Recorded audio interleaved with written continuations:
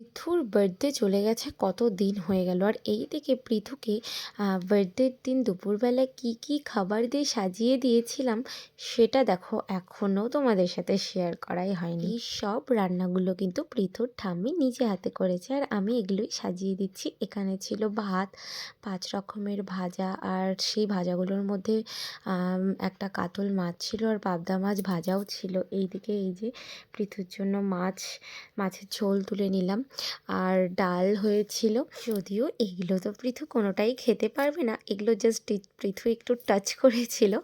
আর তারপরে এগুলো পৃথুর দাদানি খেয়েছিল।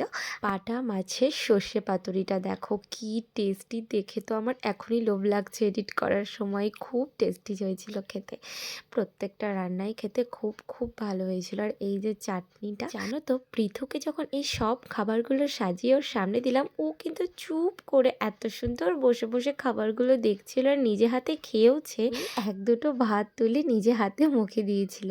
তো দেখো এই যে এবার আমি সুন্দর করে সাজিয়ে দিচ্ছিলাম ওর সামনে খাবারগুলো, আর তারপরেই ওকে বসিয়েছিলাম।